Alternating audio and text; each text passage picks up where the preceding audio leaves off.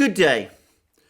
The Taliban offensive, which began in Afghanistan in May, at around the time when it became clear that the United States was indeed intending to withdraw its troops from Afghanistan, is now gathering pace and appears to be achieving and accelerating momentum. It's only a few weeks ago that people were talking about the fact that the Taliban was able to capture places in the countryside without great difficulty, but was unable to gain control or hold cities and provincial capitals, and that this somehow might mean that Afghanistan would be caught up in a long stalemate. Well, the last 2 weeks have completely laid low to those calculations. My last program on Afghanistan for this channel, one in which I made just a few days ago, as I remember, involved the capture by the Taliban of one provincial capital, Saranj, and the siege by the Taliban of another provincial capital in the north, Sharbang. Well, things have now moved forward at a phenomenal speed. The Taliban now control or have captured 9 provincial capitals, and along the way they've also taken control of the big city, one of the bigger cities that they've taken over, which is Kunduz, which is in the north of Afghanistan. Apparently the major city in the north of Afghanistan, Mazar-i-Sharif, is now encircled by Taliban-controlled territory, as is the crucially important western city of Herat, which, by the way, is perhaps the most culturally significant city in Afghanistan. So we have seen a rapid offensive by the Taliban taking place right across Afghanistan, and there are some people, notably the Moon of Alabama, who claim to see a plan behind all of this, a strategy. Allegedly, the strategy was in a number of stages. The first stage was to gain control of the countryside. The second stage was to gain control of the borders. Then the next stage was to gain control of the cities and provincial centres. And lastly, when all of that was achieved, there would be a final strike at Kabul itself, with the Taliban rolling into Kabul, which would by that point have become essentially cut off from the rest of the country. Well, whether the Taliban is following such a strategy, I have no idea. They have no general staff or military command, combined military command that I'm aware of, but no doubt they do have some place where they coordinate and plan these sort of things.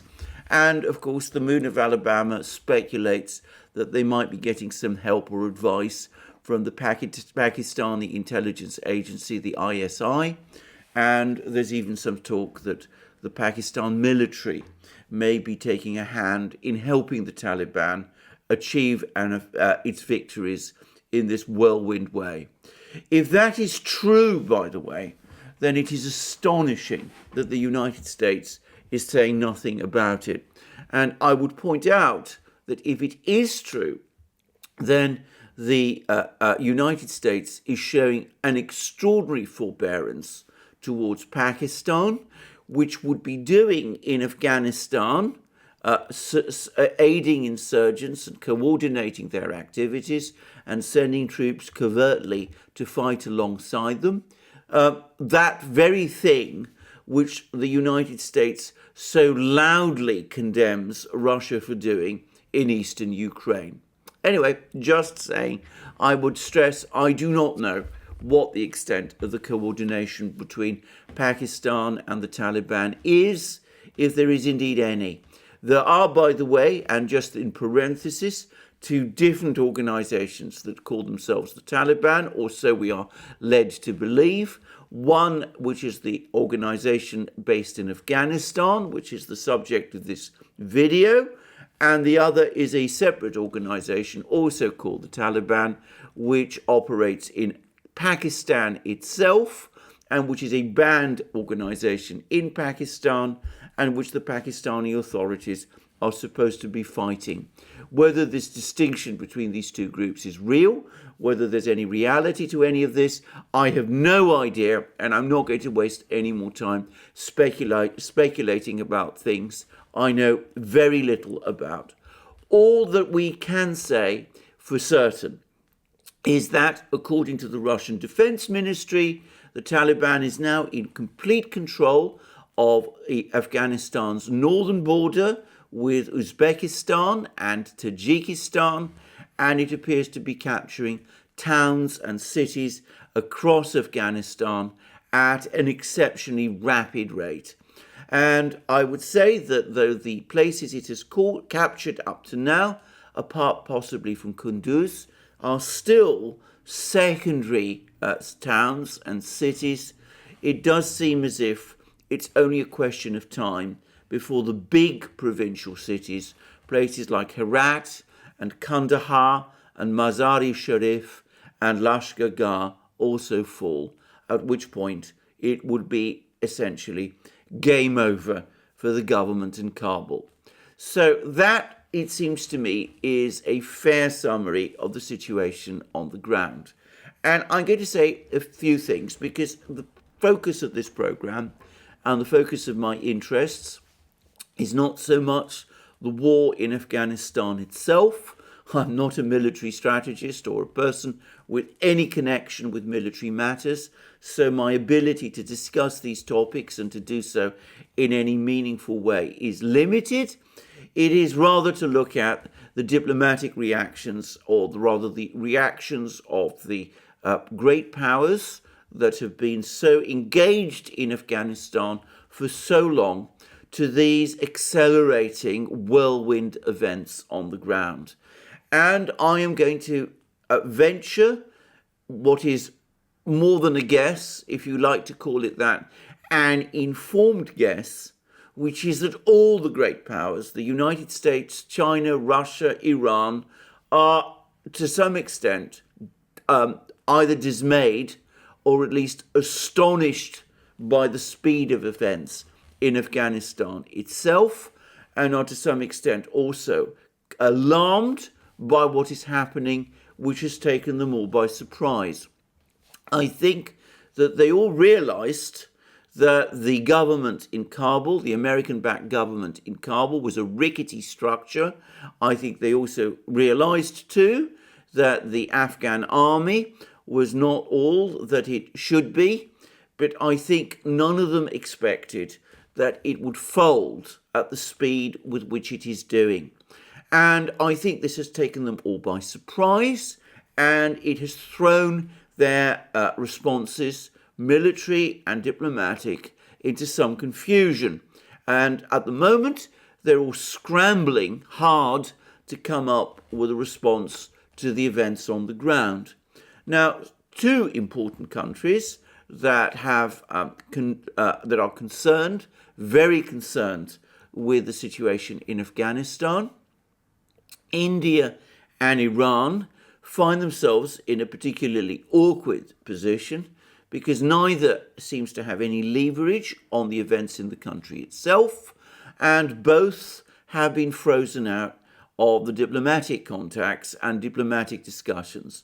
The Russians have been known to be keen to involve both Iran and India in the diplomatic negotiations seeking a solution to the problems of Afghanistan.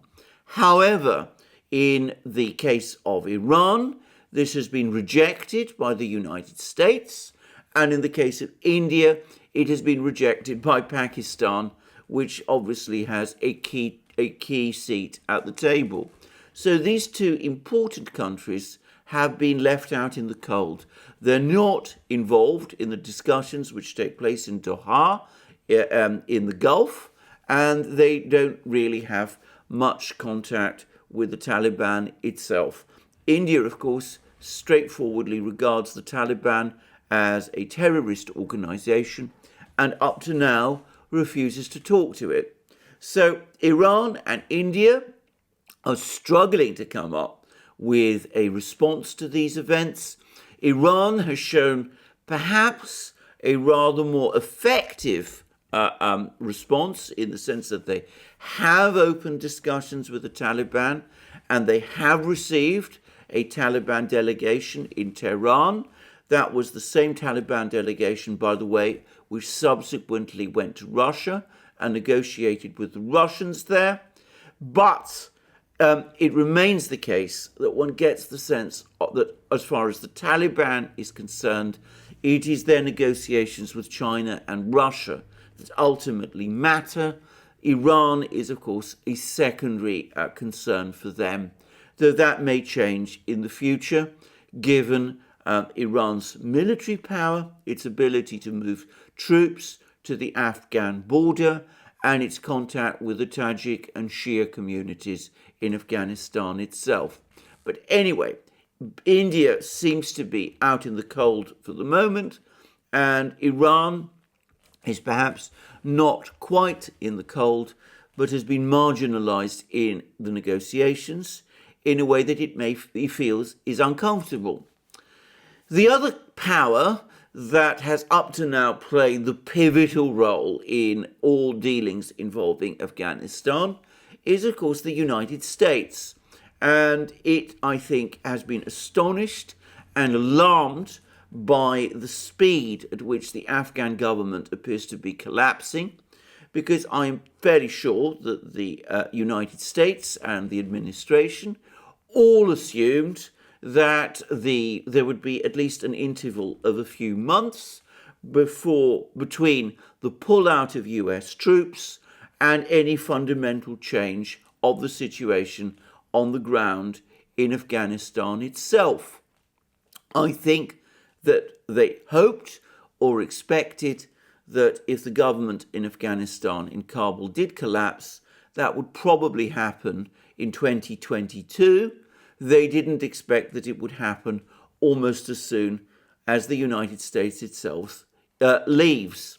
Now, the US is intending to pull its troops out of Afghanistan by the 31st of August, and the President of the United States, Joseph Biden, has insisted that that timetable would be adhered to.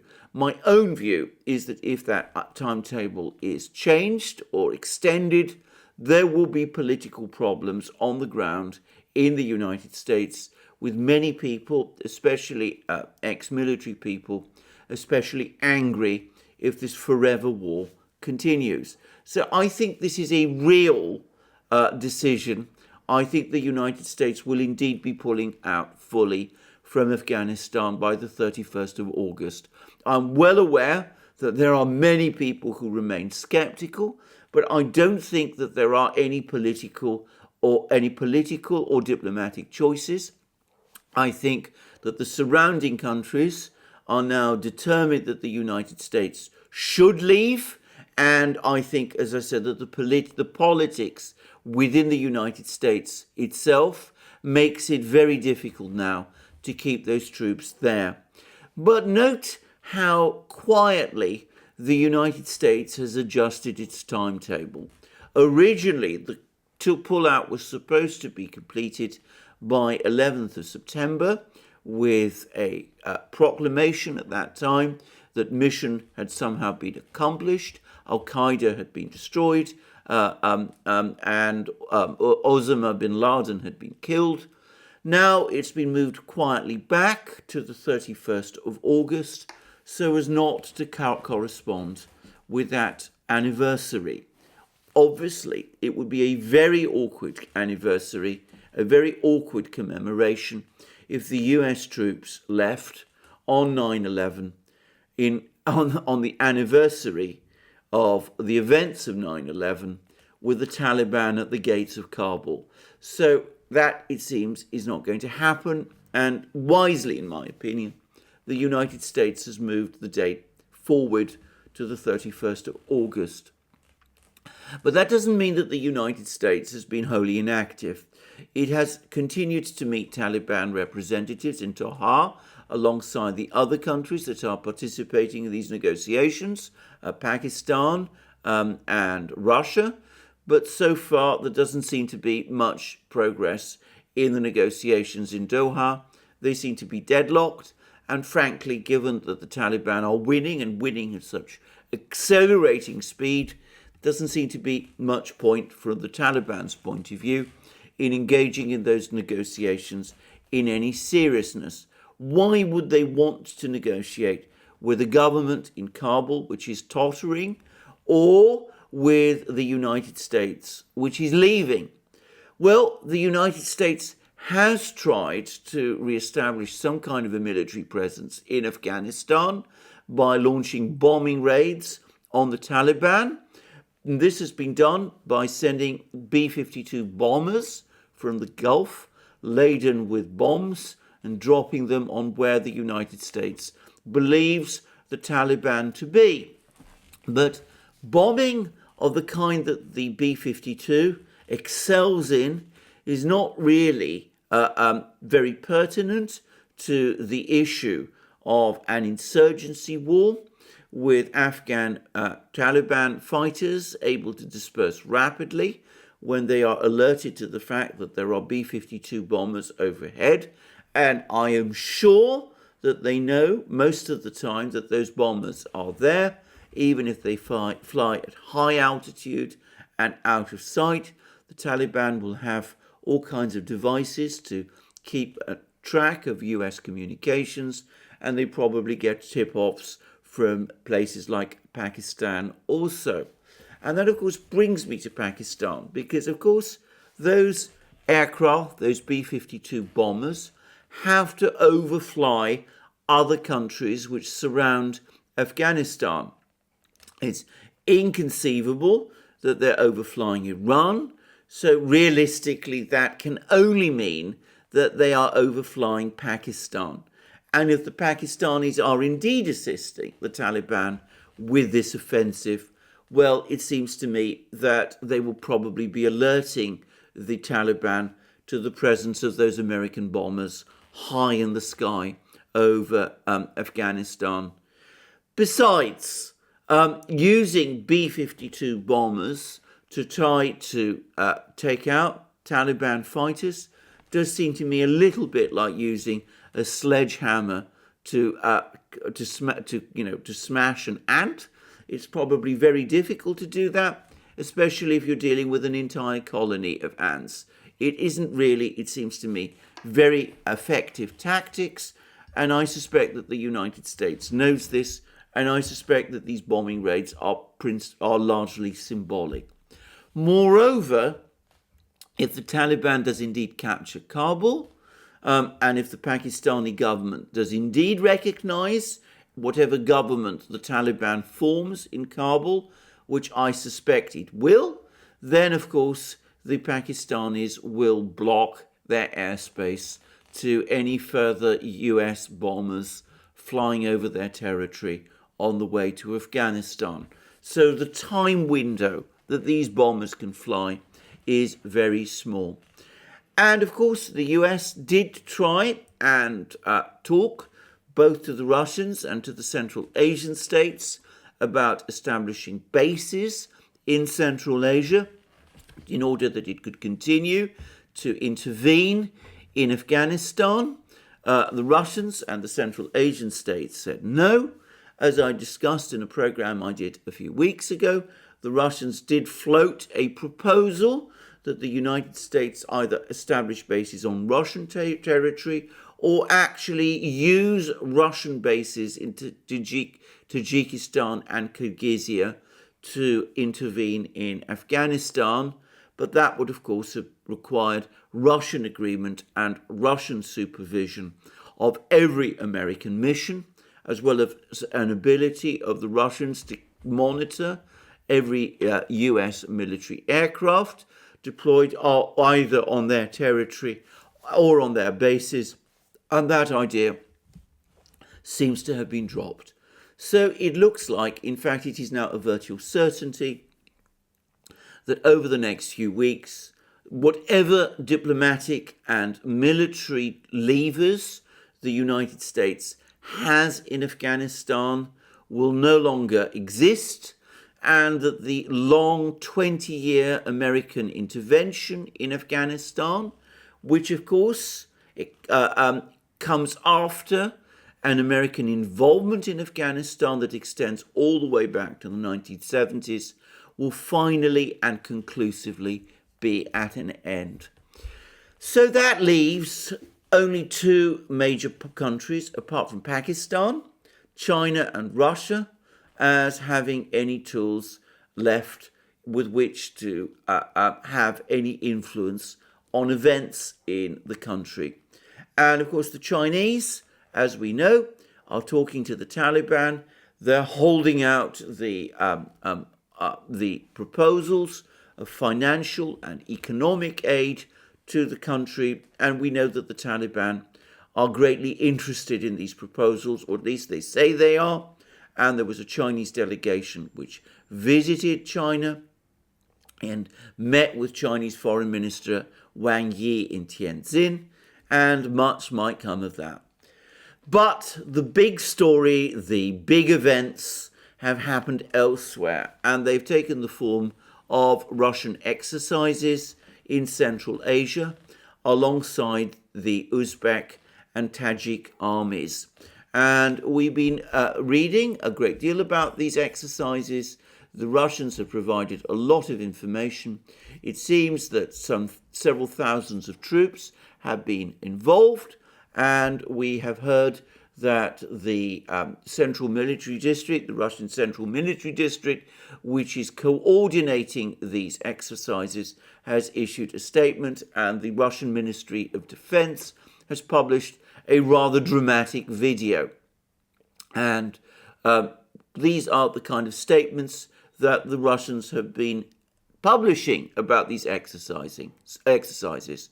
We are completing joint exercises of the armed forces of Tajikistan, Uzbekistan, and the Russian Federation.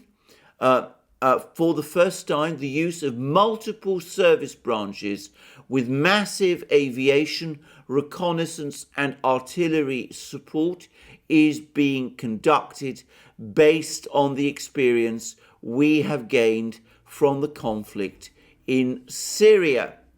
And this is apparently going to involve new technologies, new weapon systems. We don't quite know which weapon systems, but the suggestion is that they are weapon systems that the Russians have not deployed to this area before. And we understand that up to 1,800 Russian troops are participating in these exercises. And Colonel General Sherali Mirzo, who is the defense minister of Tajikistan, is reported as having said, over the past few years, tension has shifted from the Middle East to Afghanistan. An analysis of the last few years shows that the situation in our region will be tied to the development of events and the political situation in that country. And Uzbekistan, of course, is also involved. And we learned that there are Spetsnaz, that's Russian special forces, participating in these exercises, and that Uzbekistan is involved in them also. Now, perhaps the most striking and dramatic weapon system that we know about that's involved in these exercises is the Tupolev 22 M3 bomber, and apparently it's been deployed to this region from its principal base, which is in Saratov. Around 4 of these bombers are now involved, and these are very advanced, very powerful bombers, which are capable of carrying out strikes anywhere within Afghanistan from Central Asian territory. And they are based apparently in a place called Termez, which, by the way, is a town that borders Afghanistan, and which was one of the major routes for the Soviet army to march in and out of Afghanistan during the war that took place there involving the Soviets in the 1980s. And in addition, one of the most important officials of the Russian armed forces, General Valery Gerasimov, who is the Russian military's chief of staff, has been in Uzbekistan for a 2-day visit, where he met with senior officials, including Uzbekistan's Defense Minister Shurat Khalmukhamedov. And Gerasimov spoke about the deteriorating situation in the region and how the exercises are intended to train the Russian military alongside the militaries of Uzbekistan and Tajikistan to repel terrorist threats both on the territory of Uzbekistan and on the territory of Tajikistan. And we also learned that some of the other places where these exercises will be taking place are located at Harb Maidan, another training ground on Afghanistan's border. I believe that is also located in Tajikistan. So a lot of information about these Russian exercises in Central Asia, and it looks as if the Russian troops are now moving into Central Asia in a purposeful way. And apparently there's talk that they might be establishing further bases there in Tajikistan and Kyrgyzia initially, but conceivably in Uzbekistan too. Now, this does have political implications, geopolitical implications, which are perhaps as important as the events in Afghanistan itself. Because what is not widely recalled is that these Central Asian states, which used to be part of the Soviet Union, were at one point an area of conflict between the United States and Russia. After the United States moved into Afghanistan, they also established bases in Central Asian states, in Kyrgyzia and Uzbekistan. Those bases were established as part of the intervention in Afghanistan that took place in the autumn of 2001, following the 9/11 attacks. And they were intended initially to support the US intervention in Afghanistan. And Putin, who at that time had only just become president, agreed to them on that basis. But after the Taliban government was overthrown in Afghanistan by the United States and its allies over the course of the autumn of 2001, the United States made it fairly clear that these bases that it had established in Uzbekistan and Kyrgyzia would be there to stay, that they would in fact become permanent bases.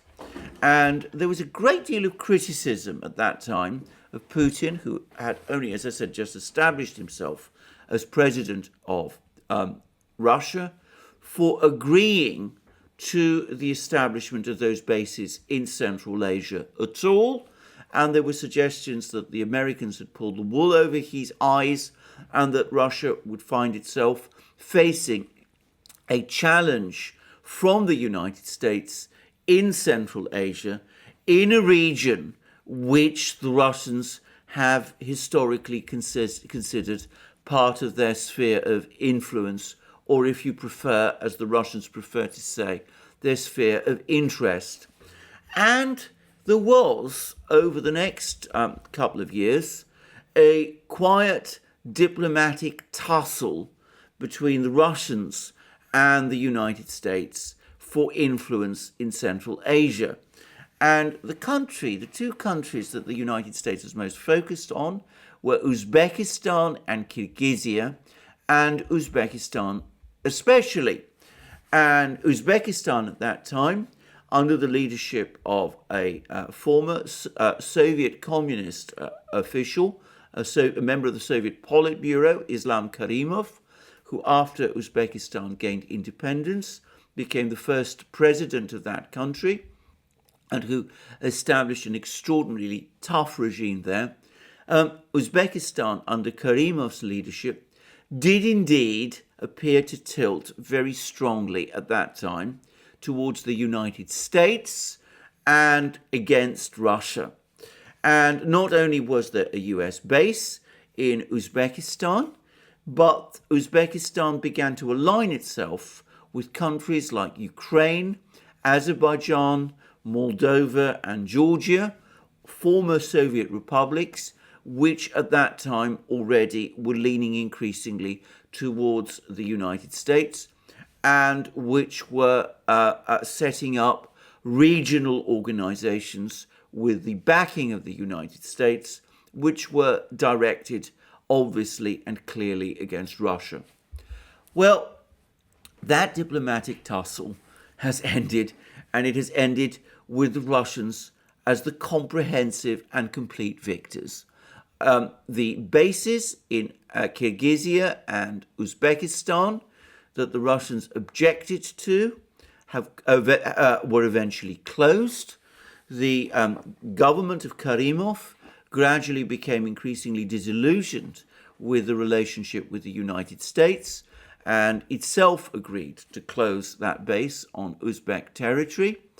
And gradually, step by step, both Kyrgyzia and Uzbekistan have broken their links with the United States and have either fully rejoined or are working towards joining the Russian-led Eurasian organizations.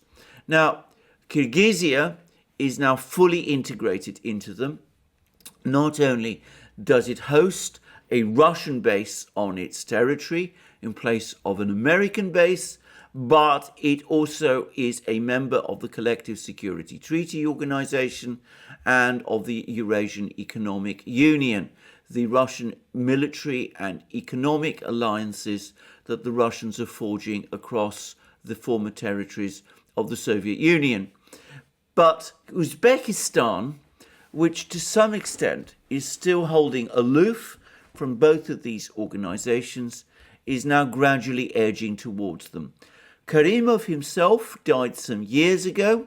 The new Uzbek leadership which replaced him seems to be much more inclined to re-engage with Russia.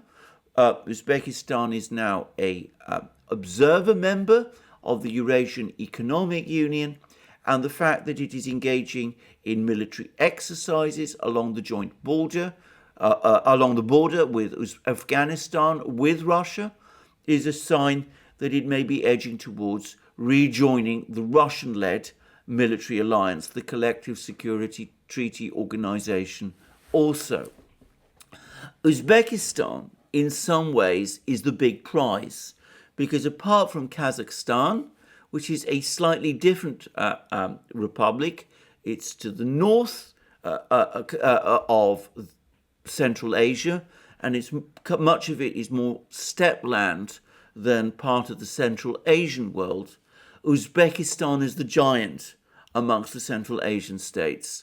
It's also the cultural center, the place where cities like Bukhara and Samarkand and Khiva are also based.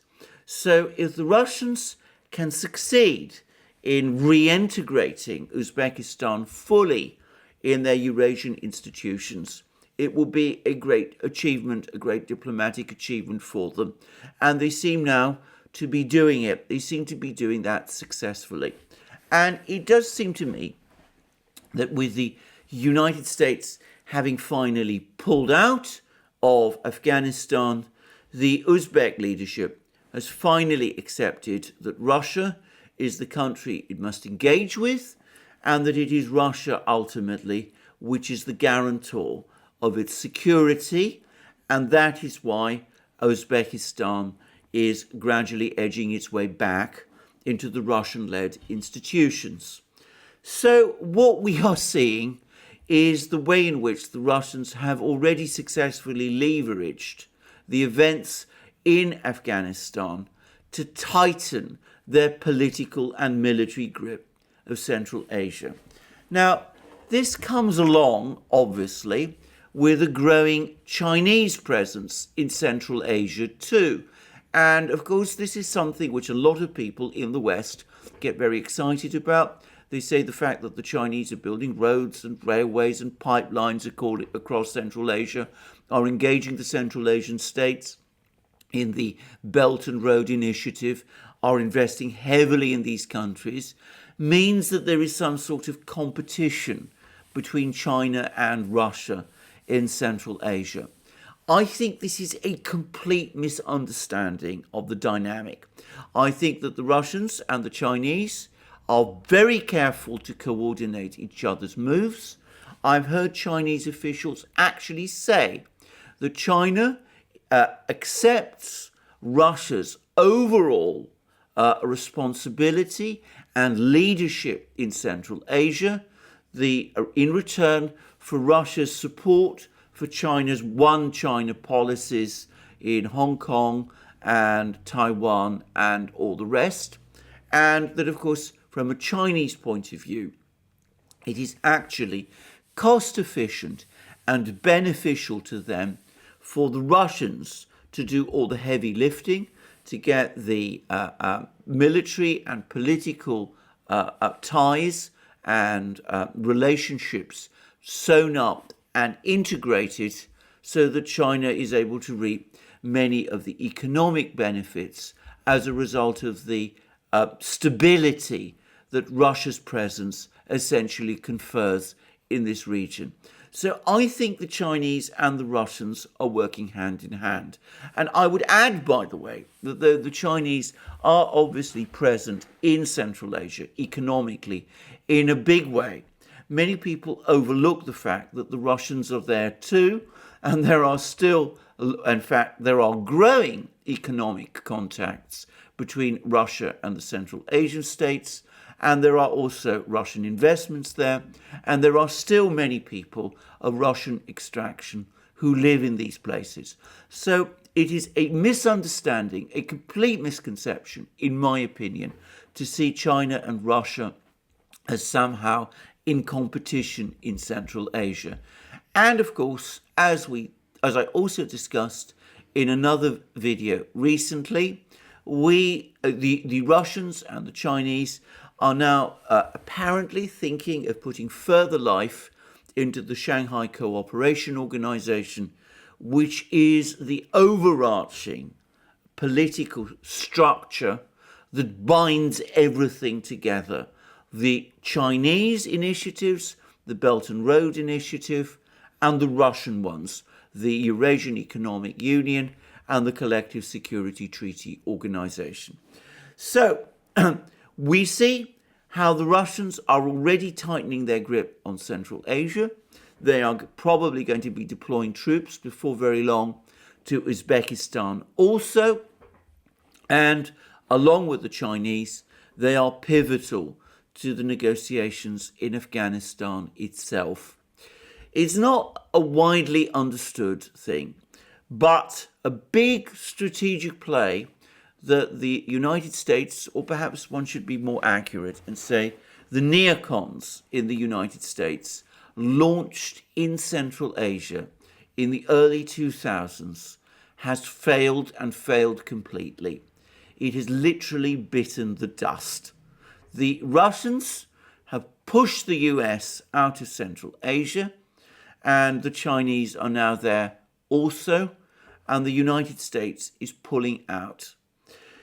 If Iran and Afghanistan can be drawn into this system, well, it will complete the circle, and it will mean that Central Asia will become almost entirely fully integrated with the Russian and Chinese as part of the Eurasian system. And of course, there's some talk, there's some suggestions that one day Turkey might also be drawn into this system too, though that is an entirely different story and a much bigger issue and a far more complicated matter, and must be the topic for a future video. In the meantime, the political struggle, the struggle for Central Asia is now ended, or almost ended, and in Central Asia at least, it's now, I think, fairly clear that Russia has won. Well, thank you for joining me for this program today on this topic. I look forward to you joining me in future programs on this channel. Also, please remember to join us on our main channel, the Duran, where I do programs with my colleague and friend Alex Christoforou. And please also remember to check out Alex's channel. You will find links under this video, and please also remember to check us out on our new platforms, BitChute, Library, ODYSEE, and the new free speech platform SuperU, but also, and at the moment, most specifically Locals, where we are busy developing a community in which you can participate and be involved. It's already a very vital and exuberant community, and where, by the way, we have further plans coming. I'm seriously now working on developing live streams on Locals, so please remember to sign up for us there also. And lastly, you can support us also if you want to via PayPal, Patreon and Subscribestar. And please don't forget to check out our shop, see the wonderful things that you will find there: magic mugs, hats, hoodies, sweatshirts, polo shirts, t-shirts and all the rest. And there's a wonderful new set of amazing hats which which will be appearing or have appeared on our shop, which you should also definitely look up and see and buy yourself one or more, perhaps for yourself and for your friends. And last but not least, if you've liked this video, please remember to tick the like button, and also remember please to check your subscription to this channel. And thank you for joining me today, and I look forward to you joining me in future programs on this channel and on our other channels, and have a wonderful day until then.